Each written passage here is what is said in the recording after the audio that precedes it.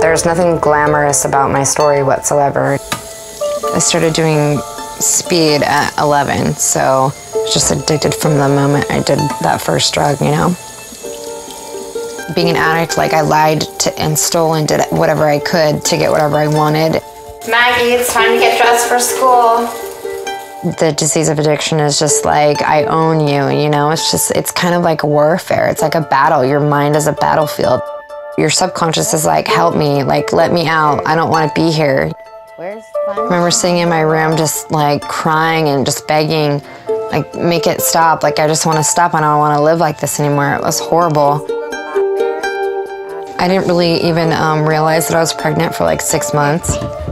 I didn't stop using. Then I would say, well, I'm not keeping the baby, so it's okay. It was a sick selfishness that like I would never, you know, I look back and I can't believe that I ever did that. I lost everything. Like, there's nothing that I didn't lose. You know, I lost the house, lost the cars. The last and the most important thing I lost was Maggie. CPS took her from the hospital because she was born positive for methamphetamines. Losing my daughter was like having, you know, my organs ripped out and kind of spilled on the floor. When I gave birth to her and they let me hold her, and she was, you know, this beautiful, perfect angel, and she had all of her fingers and toes, and, you know, everything kind of came into focus, and it was like, oh my God, what have you done?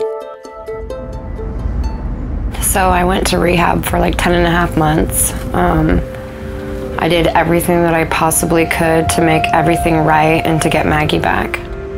But I still had no idea how to deal with any life. I had no life skills whatsoever, none. I had no idea what it was like to, you know, have worth or to respect myself. I was not trustworthy, so that I was definitely not going to trust anybody else.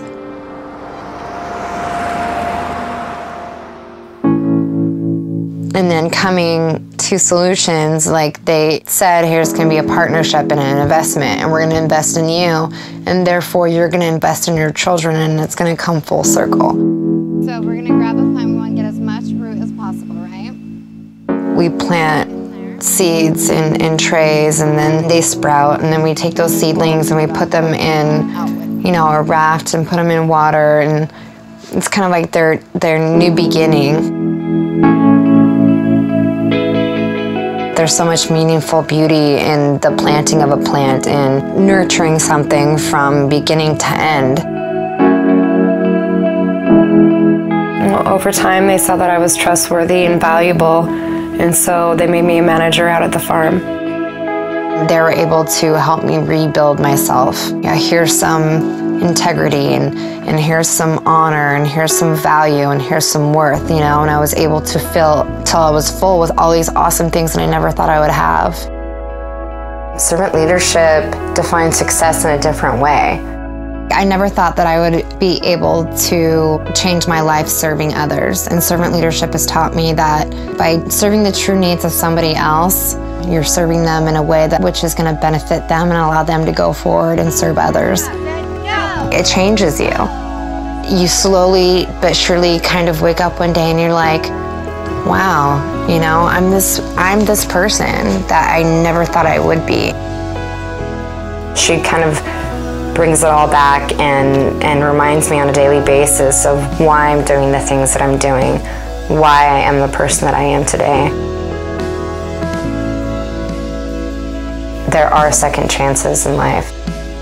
You can change, you can be better, and you can do things different, and it's completely up to you to say that this is not how the story is going to end.